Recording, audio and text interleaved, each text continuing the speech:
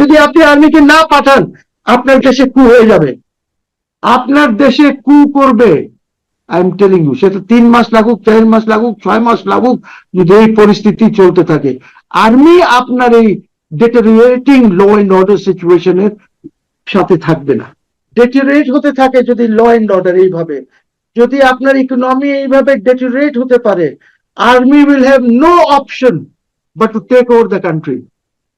কোনো অপশনই থাকবে না। এমনও হতে পারে যে আপনি প্রধানমন্ত্রী, আপনি নিজেই ওদেরকে বলতে পারেন যে ভাই সরি, পারছি না, আপনারা টেক ওভার করেন। আপনি মনে করছেন যে আপনি 2010টা বা 15টা বা 19টা সিট পেয়ে গেছেন, মহিলা সিট নিয়ে আপনার অনেক সিট হয়ে গেছে, এই কোনোটাই কাজ দেবে না, because Sheikh Hasina is coming.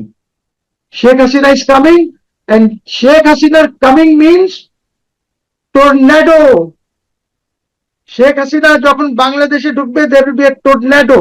R tornado জানেন তো, তার রাস্তায় যে আসে সব সোয়েপ্ট হবে। ইনভেস্টমেন্ট আনা ইজ এ জোক, এটা কমেডি করেন না। আপনার এখানে কে ইনভেস্টমেন্ট আসবে? বুঝি, যেখানে আপনার নিজের ফ্যাক্টরিজ আপনার দেশে বন্ধ হচ্ছে, আনএমপ্লয়মেন্ট হচ্ছে, কেন হচ্ছে? বিকজ আপনার ল এন্ড অর্ডার নাই দেশে। দেশে আপনার ইউটিলিটি, আই মিন গ্যাস নাই, পানি নাই, পাওয়ার নাই আপনার দেশে। এই অবস্থা তো শেখ হাসিনার সময় ছিল না। সে যতই লুটপাট করুক, গ্যাস নাই, পানি নাই, পাওয়ার নাই আপনার দেশে। এই অবস্থা তো শেখ হাসিনার সময় ছিল না। সে যতই লুটপাট করুক, people were still happy. Maybe Mohsen Rashid was not happy, অনেক কথা বলেছে তখন, কিন্তু এখন যখন আমি যাই, লোকজন আমাকে বলে দ্যাট আমরা অনেক ভুল করে ফেলেছি, আমরা খুব ভুল করেছি শেখ হাসিনাকে সরিয়ে। তো ইনভেস্টমেন্ট আসবে। ইনভেস্টমেন্টের জন্য আপনার কি দরকার? ইনভেস্টমেন্টের জন্য প্রথমে আপনার দরকার ইউটিলিটিস গুলি ঠিক হতে হবে, অর্থাৎ পাওয়ার, গ্যাস, এটসেট্রা। তারপরে আপনার নাম্বার 2 দরকার হচ্ছে দেশে স্টেবিলিটি থাকতে হবে, পলিটিক্যাল স্টেবিলিটি থাকতে হবে। আপনার এখানে তো পলিটিক্যাল স্টেবিলিটি জিরো। তারপরে আপনার ল এন্ড অর্ডার ঠিক থাকতে হবে। তারপরে আপনার কন্ট্রাক্ট রেজলিউশন লাগবে। বা আমার যদি আজকে কোনো গভর্নমেন্টের সাথে, কারোর সাথে কোনো যদি সমস্যা হয়, তাহলে I can go to a court and quickly resolve this problem. বা আমার কোনো লোকাল পার্টনারের সাথে যদি অসুবিধা হয়, আমি কোর্টে। আপনার এখানে কিচ্ছু নাই, আপনার তো ইনফ্রাস্ট্রাকচারই নাই। Where is your infrastructure to invite investment? আর আপনি কি করলেন? ওই ব্যর্থ বিডার যে আশিক চৌধুরী আছে, yes, he might be very good in talking, he might be very good in making ওই যে আপনার কি বলে ওইটাকে, সেমিনার, সিম্পোজিয়ামে বক্তৃতা বা স্লাইডস, এইগুলি পাওয়ার পয়েন্ট প্রেজেন্টেশন দেওয়া। PowerPoint, he might be an expert, but PowerPoint will not bring you investment. আগে তো লোকাল ইনভেস্টমেন্ট দেখেন। কি আজকে যদি আপনি সামিটকে বলেন, বা বসুন্ধরাকে বলেন, বা এমজিআই কে বলেন, বা আপনি ওরিয়নকে বলেন, বা কাউকে বলেন যে আপনারা লোকালি এই একটু এই ইন্ডাস্ট্রিটা লাগান, এই কাজটা করেন, ওরা কেউ করবে? করবে না, because they will not get bank financing. আপনার ইন্ডাস্ট্রি গ্রো করে ব্যাংক ফাইন্যান্সিং এর মাধ্যমে টার্ম লোনস নেয়, ওয়ার্কিং লোনস নেয়, সিসি লিমিটস নেয়, এইটা নিয়ে তারপরে তারা করে, যেখানে ওপেনলি এলান করছে তারা যেটা আপনার ইন্ডাস্ট্রিজ বন্ধ করে দিচ্ছে। আপনি how can you expect? So ইনভেস্টমেন্টের তো প্রশ্নই ওঠে না। এইটা আমার মনে হয় এইটা নিয়ে আলাপ করা is the ডার্টিয়েস্ট joke. It is the ডার্টিয়েস্ট joke. হ্যাঁ, এটা নিয়ে আলাপ করার কিছু নাই, প্রশ্নই ওঠে না। আমি একটা বিষয় স্পেসিফিকলি জানতে চাচ্ছিলাম, এমনি তো ইকোনমিক পরিস্থিতি খারাপ, আমাদের রাজনৈতিক যে টালমাটাল অবস্থা, শেখ হাসিনা ফিরে এলে কি হবে, না ফিরে এলে কি হবে, নানান ইস্যুতে কাজ করছে। এদিকে তাদের অভ্যন্তরীণ যে রাজনীতি, আপনি বলছেন তারা মিলেমিশে সরকার চালাচ্ছে, জয়েন্টলি সরকার চালাচ্ছে, তার মধ্যেও জামাতের এই অভিযোগ। আমি আইন শৃঙ্খলা পরিস্থিতির দিকে অন্তত আপনার সাথে আজকের এই আলোচনায় সেটিতে এমফাসাইজ করতে চাচ্ছি। যা কিছু ঘটছে এবং নিরাপত্তা কাউন্সিলের যে এক ধরনের সতর্কতা যে আল কায়দা তার শাখা বিস্তার করতে চাইছে, দূতাবাসের যে হামলা হুমকি, এইগুলো আসলে সরকার কতটুকু জবাব দিতে পারছে বা কতটুকু তাদের পক্ষ থেকে জাতির সামনে বক্তব্য উপস্থাপন করতে পারছে, এবং এর সবার মধ্য দিয়ে বাইডেন মেসেজটা কি যাচ্ছে বহির্বিশ্বে বাংলাদেশ সম্পর্কে? দেখেন, সরকার কিছুই করতে পারছে না, because law and order maintain করতে হলে আপনার which is the law implementing authority? The law implementing authority is the police. Police, আপনি পুলিশ তো মোটিভেশন নাই পুলিশের, police is still demotivated. Police, আপনি যতক্ষণ পর্যন্ত পুলিশ সদস্যরা যারা মারা গেছে আর যারা এই হত্যাকাণ্ড চালিয়েছে ওদেরকে যতক্ষণ পর্যন্ত আপনি চার্জ করবেন না, আপনি ওদেরকে ইমিউনিটি দিয়ে দিয়েছেন যে না ওদেরকে কিছুই করা যাবে না, এই যে থানাগুলি পুড়িয়েছেন, পুলিশ পুলিশ তো হাঁটু কাঁপে পুলিশের। Have you tried to motivate them? Yunus তো করে নেই। আমি অনেকবার বলেছি যে পুলিশকে মোটিভেট করতে হবে, দে আর ডিমোটিভেটেড। আপনার কি কারেন্ট হোম মিনিস্টার আর 6 মাস যাবত উনি আছেন, উনি পুলিশের মোটিভেশনের জন্য কিছু করেছেন? উনি কি ঢাকা মেট্রোপলিটন পুলিশ কমিশনারেটে গিয়ে কি ঢাকা শহরের সব ওসিস বা ওদেরকে নিয়ে আলাপ আলোচনা করেছেন? ওদেরকে বুঝিয়েছেন যে কি, বা আর চিটাগং, রাজশাহী, রংপুর যত কমিশনারেটস আছে, সিলেট টিলেট যা আছে, ওইখানে গিয়েছেন? কতক্ষণ লাগে? প্রাইম মিনিস্টার কি মিটিং করেছেন ল এন্ড অর্ডার আপনি বলছেন ঠিক করার জন্য? কিভাবে ঠিক হবে? উনি সবাইকে নিয়ে কি বসেছেন? এয়ারফোর্সে গিয়ে উনি ছবি তুললে, নেভিতে গিয়ে ছবি তুললে, আর্মিতে গিয়ে ছবি তুললে তো ওরা আপনার পক্ষে হয়ে যাবে না। আপনি মুখে যত কথাই বলেন, ওদেরও তো ফ্যামিলিজ আছে। আজকে আপনি তো আর্মিকে এখন পর্যন্ত আজ 2 বছরের ঊর্ধ্বে হয়ে গেল আপনি পাঠাতে পারছেন না ব্যারেকসে, আপনি পাঠাতে পারছেন না, তারা তাদের ট্রেনিং করতে পারছে না আর্মি, ওইটা প্রবলেম হচ্ছে ওদের। কোন টাইপের কথা বলছেন, কোন ট্রেনিং এর কথা বলছেন? আর্মি ট্রেনিং, আর্মি তো একটা রেগুলার এক্সারসাইজ আছে, ট্রেনিং আছে, ওদের পড়াশোনা করতে হয়, ওইগুলি হচ্ছে না। আপনি ওদের হাতে দিয়েছেন ডান্ডা, ওদের হাতে থাকবে অস্ত্র, ইসের এসএমজি, এলএমজি যা করেন, উজি উজি দেন ওদের হাতে, উজি, ইসরায়েলি AK-47 দেন ওদের। আপনি ওদেরকে লাঠি দিচ্ছেন পুলিশকে, ওদেরকে ডরায় পাবলিক, দেবে দ্য লাস্ট ফোর্স। আপনি ওকে সামনে নিয়ে আসছেন, এখন পুলিশের সাথে কাজ করতে হয়। আপনি কি করছেন পুলিশের জন্য? আপনি ল এন্ড অর্ডারের যে কথা বলছেন, আপনার আমাদের এখানে কত পুলিশ আছে দেখেন, টুরিস্ট পুলিশ আছে, হাইওয়ে পুলিশ আছে, দুনিয়ার পুলিশ আছে আমাদের এখানে, কিন্তু কাউকে মোটিভেট করেনি। আপনি তো আর্মি লাগবেই না, আপনার র্যাব আছে, আপনার সোয়াট আছে, আপনার আরো একটা কি যেন আছে, আর্ম ব্যাটালিয়ন আছে পুলিশের, 2-4 লোক না তো। What have you done to motivate them? আপনার আর্মি লাগবে কেন? Send the army back to the barracks. এদেরকে বলেন ল অ্যান্ড অর্ডার ইয়ে করতে, নাহলে জীবনেও আর্মিকে ব্যারেকে পাঠাতে পারবেন না। আর যদি আপনি আর্মিকে না পাঠান, আপনার দেশে কু হয়ে যাবে, আপনার দেশে কু করবে,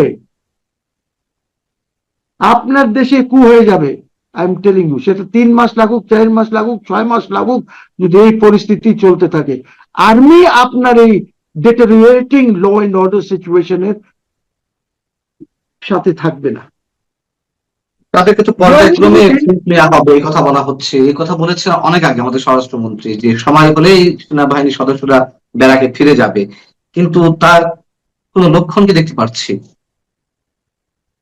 কোনো লক্ষণ নাই।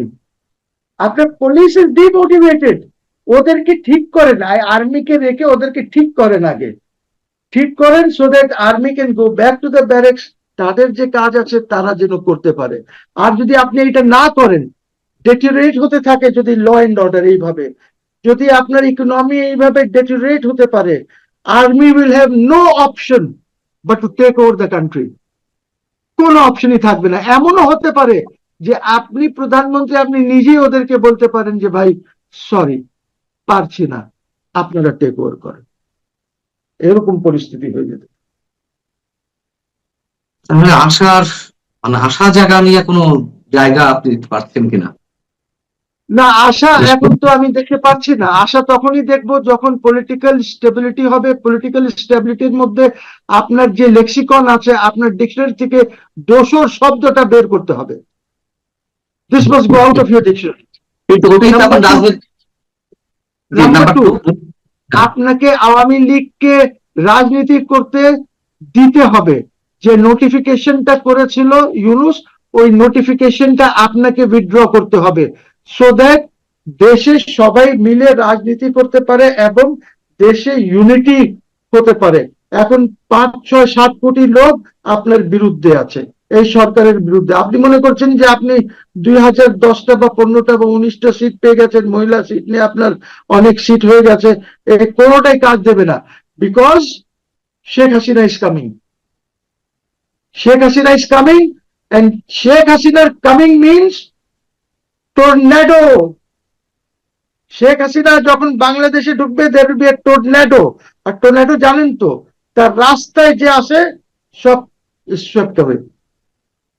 শেখ হাসিনা ইজ নট আপনাদের মতন না। Sheikh Hasina has intellect, Sheikh Hasina has brains, she is a good manager. আপনি দেখেন এত লুটপাট এর মধ্যে সে কিভাবে দেশকে ম্যানেজ করেছে।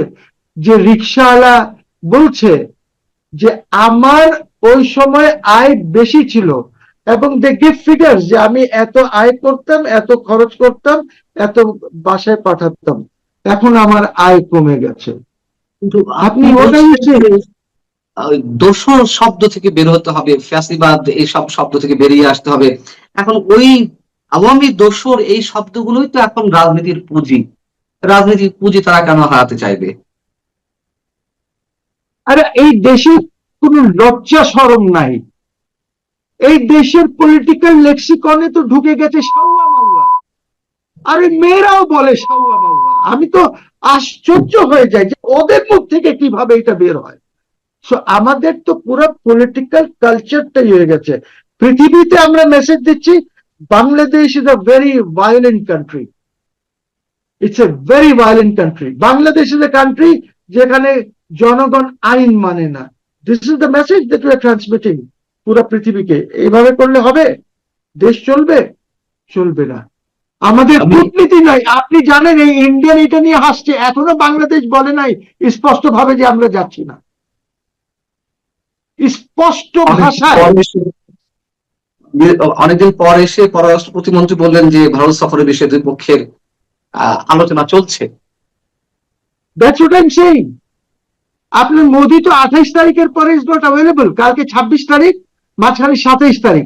28 তারিখে Modi is off to SCO, Shanghai cooperation ইয়ে যেটা আছে অর্গানাইজেশন, সেখানে চলে যাচ্ছে।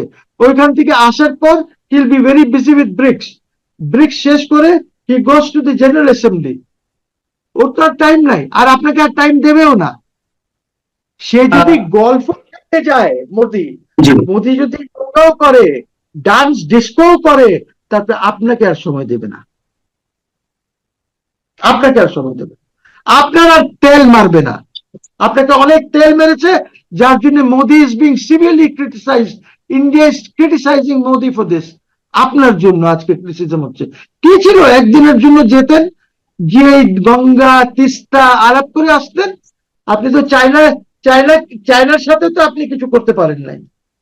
ওরা ইস্যু ফেস করবে, ওরা বলবে যে আপনি গঙ্গা আমাদেরকে দিয়ে আপনি কিভাবে চায়নাকে দিয়ে দিলেন। Yes, be ready to answer this question. ওরা বলবে যে কানাফুলি মেরসরাইতে আপনি কিভাবে দিয়ে দিলেন ও আমাদের থেকে নিয়ে। ওইটা তো আমাদেরকে দেওয়া আছে already. Issues will be raised, issues will be discussed, and issues will be resolved. আমি খুবই ইনফর্মাল একটি প্রশ্ন করি আপনাকে, ইনফর্মাল প্রশ্ন, মানে ফর্মাল টক শোতেই করে ফেলি। সেটা হচ্ছে যে আপনি বারবার বলছেন, বা আমরাও বলছি, অনেকেই বলছেন যে প্রধানমন্ত্রী ভারত সফরে যাওয়া উচিত, এভাবে ইগনোর করা ঠিক হচ্ছে না। যারা এই কথাগুলো বলছি তাদেরকে আবার মানে ফ্যাসিবাদের দোসর বানিয়ে দেওয়া হচ্ছে, ভারতীয় দোসর বানিয়ে দেওয়া হচ্ছে, এবং এই কথাগুলো বলছে আবার তাদের দোসররা, মানে এখন যারা রাজনৈতিক মঞ্চে রয়েছে, বিএনপি জামাত, তাদের দোসররা বলছে যে এই কথাগুলো বলে যে ভারত সফরে যাওয়া উচিত, এই কথাগুলো বলে আমরা আলটিমেটলি ভারতের পক্ষ অবলম্বন করছি, দেশের বিরোধিতা করছি। কি বলবেন আপনি এই জায়গাটাতে? বলে হবো, বিকজ আমার জন্য Bangladesh is more important. Bangladesh is more important. কার দোষের হলাম না সেটা নাই। গালি তো দিতেই পারেন, 10টা লোক গালি দেবে, 5টা লোক আপনার পক্ষে থাকবে, 10টা লোক গালি দেবে, 20টা 30টা লোক আপনার পক্ষে থাকবে। আমরা কি ভারতকে অ্যাভয়েড করতে পারি? একটু তারেক রহমানকে বলেন গিয়ে দেখতে যে ভারতের ভিসার জন্য কত লোক সেখানে লাইন দেয়। এগুলি আমাদের দেশের লোক না, এরা কি সব ভারতের বা ইন্ডিয়ার দোসর? I would like to be called an Indian দোসর। আমার কোনো আপত্তি নাই, বলেন আমাকে ইন্ডিয়ান দোসর।